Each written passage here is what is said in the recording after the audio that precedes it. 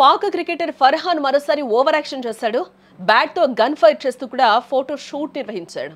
భారత్ పై cricket match లో gun fire celebrations మరొకసారి చేశాడు ఫర్హాన్. ఐసీసీ మందలించినా కూడా ఇతడి తీరైతే మారటం లేదు.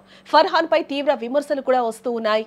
పాకిస్తాన్ క్రికెటర్ ఫర్హాన్ మరోసారి తన ఓవర్ యాక్షన్ తో వార్తల్లోకి ఎక్కాడని చెప్పుకోవచ్చు. గతంలో భారత్ పై మ్యాచ్ గెలిచినప్పుడు బ్యాట్ తో గన్ ఫైర్ సెలబ్రేషన్స్ చేసి ఐసీసీ మందలింపులు ఎదుర్కొన్న ఫర్హాన్ ఇప్పుడు ఏకంగా గన్ ఫైర్ ఫోటో షూట్ చేశాడు.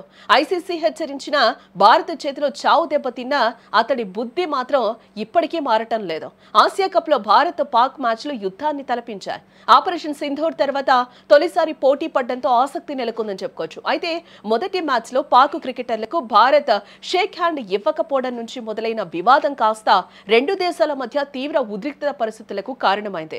మొదటి లీగ్ మ్యాచ్ పాక్ ఓటమి తర్వాత సూపర్ 4 లీగ్ మ్యాచ్ లో ఆ దేశ ఓపెనర్ అతిగా ప్రవర్తించాడు. అర్ధ సెంచరీ సాధించక బ్యాట్ గన్లా ఉంచి గన్ ఫైరింగ్ సెలబ్రేషన్స్ చేశాడు. పహల్గామ్ దాడిలో భారతీయులను ఉగ్రవాదులను కాల్చినట్టు ఆ సంబరాలు ఉన్నాయని కూడా భారతీయులు ఒకంత ఆగ్రహాన్ని అయితే వ్యక్తం చేశారు.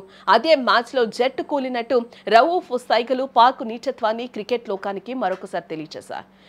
దీంతో భారత్ ఫిర్యాదు చేయగా ఐసీసీ మందలించింది.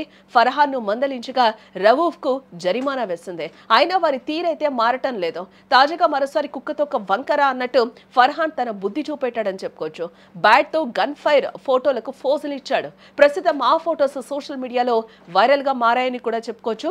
ఏదేమైనా సైగలతో భారతీయుల మనోభావాలను దెబ్బకొట్టిన వారికి గట్టిగానే మన ప్లేయర్స్ ఆటతో అయితే సమాధానం ఇస్తూ ఉన్నారు.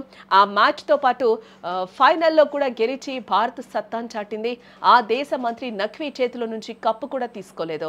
వారి పరువును తీశారు. కానీ ఆ దేశ ఆటగాళ్లలో మాత్రం మార్పు రాకపోవడం సిగ్గుచేటు.